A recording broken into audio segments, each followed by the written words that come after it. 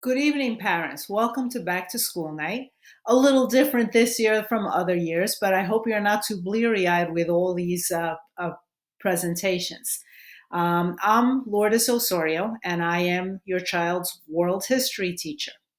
I joined Rutherford during the 2006 2007 school year, and I taught social studies at Union School for a number of years before moving on to the high school. I made a career change. I did not start out teaching. I worked in Manhattan for a security services company where I was in marketing and sales and was in charge of marketing and sales for that company. So, after some time of being tired of commuting into Manhattan and having my own children, I decided to make a career change. I have a son and daughter of my own. My son will be graduating from college this year in May, hopefully. And my daughter is already on her own in Philadelphia. And so I mention that because I want you to know that I understand the struggles of parents coming home from work and then having to make sure that their children are doing what they're supposed to be doing for school. I know that that is a challenge and something that that you're working through now. Well, you're in a great place for education.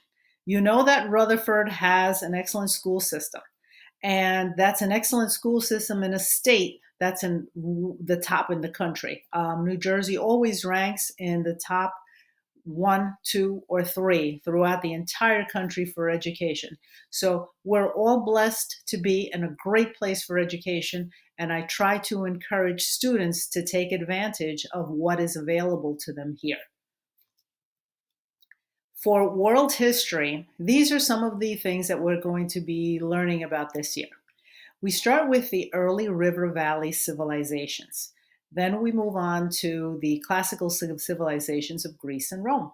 We cover the Middle Ages, the Renaissance, the Reformation, and the origins of the world's major religions.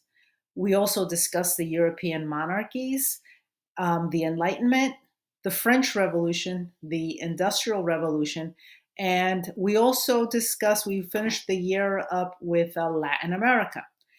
When covering all these topics, usually I will ask students on a test, I tell them the test question is going to be, what did you learn that you can apply to today?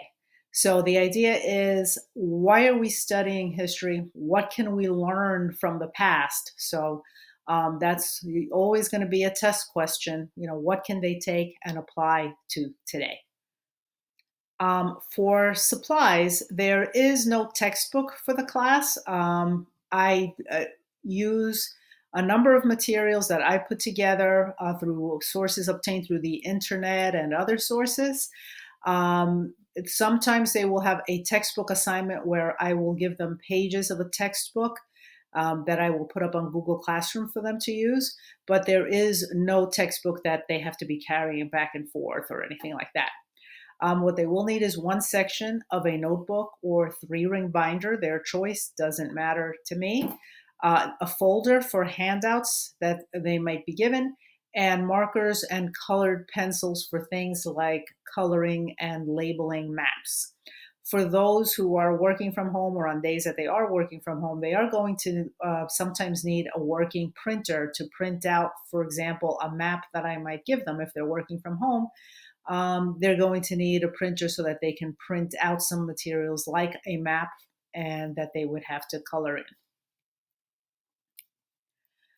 Some important information regarding homework: students should be writing it down at the beginning of class, and late homework will count for half credit. So, whatever grade they would normally have received on the homework, they would get half the credit if the homework is late. Of course, unless they are ill. If they are ill, they have, there's no penalty for that, obviously. For extra help, I am available on Zoom every afternoon. On Google Classroom, students can find a link labeled Office Hours, Mrs. Osorio Office Hours. And by clicking that link during the time during the afternoon, they can have a conversation with me via Zoom, and we can talk about anything they'd like to go over.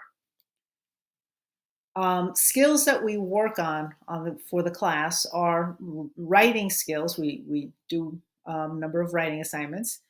We focus on analysis and critical thinking, interpreting information. We use primary sources where students are given something written during the time period being discussed, and then they are asked to present evidence from what is given in order to draw conclusions. So they can draw conclusions or create some type of opinion on what we're discussing, and they have to do it with evidence from the text that they have been given.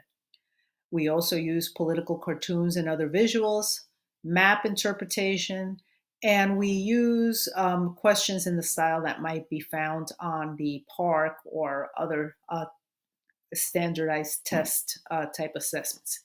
And naturally, being a history class, we do discuss current events. So that's discussed frequently during the week. Okay. The grading policy: quizzes count for 25% of the quarter average. Tests and projects are 35%. Homework is 15%, and classwork and participation is 25% of the grade for the quarter. I ask you to encourage your child to check their grades weekly. The reason for that is, one, they should know what it is that they have, what average it is that they have in the class. Two, if I've made a mistake, then they can come to me and say, I handed this in, or you entered the wrong grade, and they can show it to me. Because sometimes what happens is a student says, oh, I did that homework. I gave it to you 3 weeks ago. Well, 3 weeks ago is not, if they're remembering now that they gave it to me 3 weeks ago, you should have just told me when I entered the zero for it, if that was the case.